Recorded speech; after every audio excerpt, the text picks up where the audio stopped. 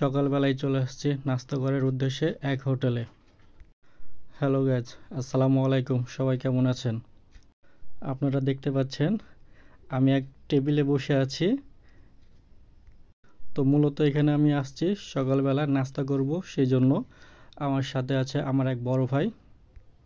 তো ভাইয়ার ইনভাইটেশন পেয়ে কিন্তু আমি চলে আসলাম যে এখানে দুই ভাই মিলে একসাথে নাস্তা করব। তো হোটেলটায় চলে আসলাম। এসে আমরা অর্ডার দিয়ে কিছুক্ষণ ওয়েট করছি যে নাস্তাটা আসবে, তারপর নাস্তাটা শুরু করব। তো চারপাশটা আপনাদেরকে একটু দেখাই যে হোটেলটার পরিবেশটা আসলেই অনেক ভালো। এখানটায় নাকি সকালবেলায় অনেক সুন্দর নাস্তা পাওয়া যায়, সেটা হচ্ছে কি খিচুড়ি। তো সেজন্য আমরা খিচুড়ি খাওয়ার জন্য চলে আসছি। সাথে থাকবে ডিম ভাজা। তো ডিম ভাজা দিয়ে খিচুড়ি খেতে নাকি অনেক স্বাদ, সেই জন্য আমরা ডিম ভাজার সাথে খিচুড়িটা খাবো। তো আপনারা দেখতেই পাচ্ছেন অলরেডি আমাদের টেবিলে চলে আসছে আমাদের অর্ডার দেওয়া সেই খিচুড়ি। নাস্তা হিসাবে কিন্তু খিচুড়িটা কিন্তু অসাধারণ। অনেকে কিন্তু সকালবেলায় খিচুড়ি খায়, আবার অনেকে খায় রুটি বা শুকনো জাতীয় খাবার। তো হোটেলটার নাকি অনেক নাম, তো সে নামটা শুনেই চলে এলাম খাওয়ার জন্য। তো আসলে খিচুড়ির স্বাদ এবং মানটা অনেক সুন্দর, প্রশংসা করার মতো। তো খাওয়া শুরু করছি।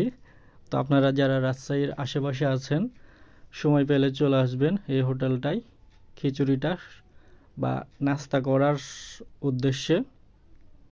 আগে শুনেছিলাম যে এই হোটেলটা এক সময় প্রচুর পরিমাণে ভিড় হতো এবং কাস্টমারকে সার্ভিস দিয়ে শেষ করা যেত না, এত পরিমাণে ভিড় হতো।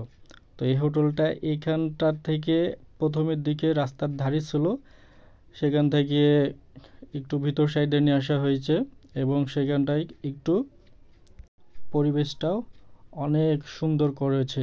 এক কথায় যে এটা আসলে একটা হোটেল, মানুষ প্রথমে আসলে একটু অবাক হয়ে যাবে যে হোটেলটার পরিবেশটা এত সুন্দর। তো যাই হোক, খিচুড়িটা খাওয়া শেষ।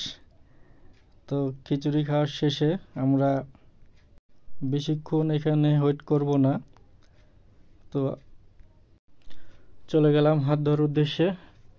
সেখানে হাতটা ধুয়ে আমরা বাড়ির উদ্দেশ্যে রওনা দেব।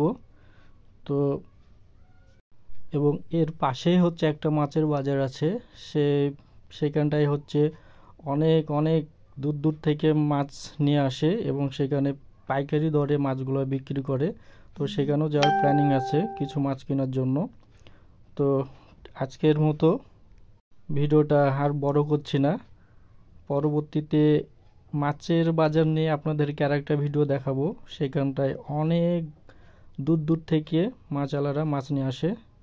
সবাই ভালো থাকবেন, আল্লাহ হাফেজ।